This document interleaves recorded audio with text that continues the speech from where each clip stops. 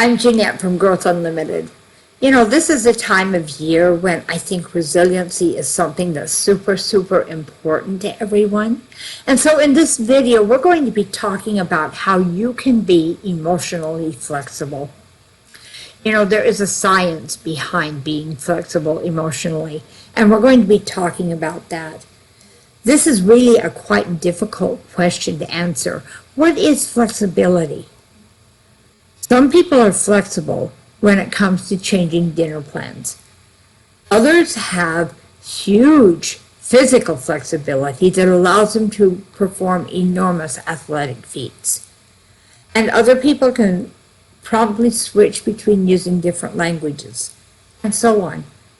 One particular kind of flexibility that is a great interest to people like myself and other scientists is emotion regulation flexibility. In a nutshell, emotion regulation flexibility captures people's ability to use different emotion regulation strategies as their environment changes. In today's environment, in our post-COVID-19, and we're not even really post-COVID-19, but in today's environment with the pandemic and the situations that have occurred in our world over the last year, this is even more important than normal. And so our adaptiveness in using different emotional regulation strategies changes as a function of our contextual demands. And we can be more emotionally flexible or more resilient at certain times than other times. A lot of it is based on our perception of what is going on. If our mindset is such that we figure things are happening to us because somebody doesn't like us, it's far different than, for example, let's say we had someone at your work seems to keep giving you a bunch of work to do, and you're feeling frustrated, and you begin to feel like this person doesn't like you, and so they're just making your life miserable. Now, if your mindset is different, and rather than thinking they're doing it to make your life miserable, you look at the situation more objectively. For example, maybe this coworker has been at the company longer than you have, and he has different responsibilities and different duties, and he's just trying to get his job done. If you can start thinking about the situation in that light, then you're going to feel less victimized, and your mindset is going to be more conducive toward you being able to get the work done. Okay, other maladaptive strategies, for example, avoidance, might be helpful sometimes.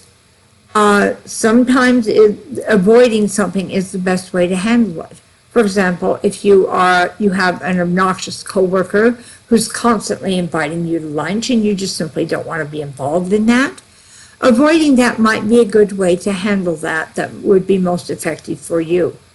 However, if you are looking and feeling inundated and frustrated and victimized by your circumstances as a whole, avoiding the situation will only make the situation worse.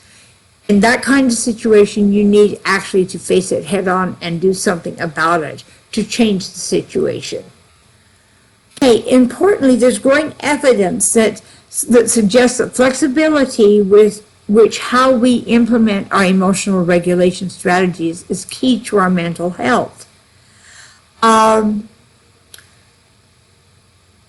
If people can use acceptance and reappraisal across a number of situations, they handle resolving the problems that they're facing more effectively.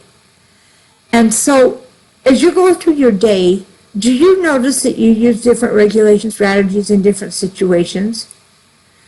Do you accept and look at what you can do to make the changes necessary to make things work the way they need to work? Or do you feel like you're victimized and out of control and you are not able to handle the situation?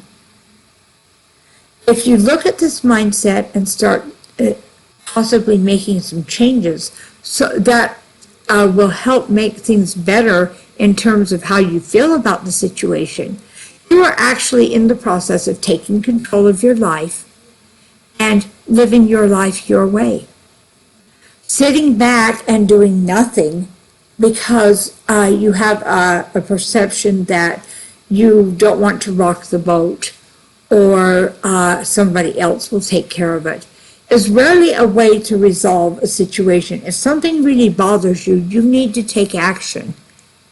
And the interesting thing is you have the responsibility to not only take that action, but also, if you choose not to take action, to not spend a lot of time thinking about how ill-treated you have been and how things are not working the way you want them to work.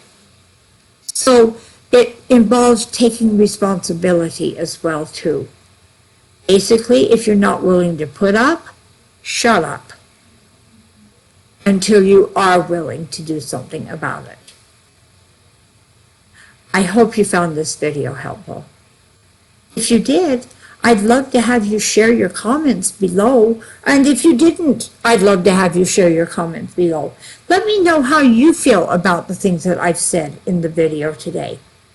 And if you're looking for ways to take control of your life, visit us at www.growthunlimited.org. If you haven't already done so, subscribe to this YouTube channel.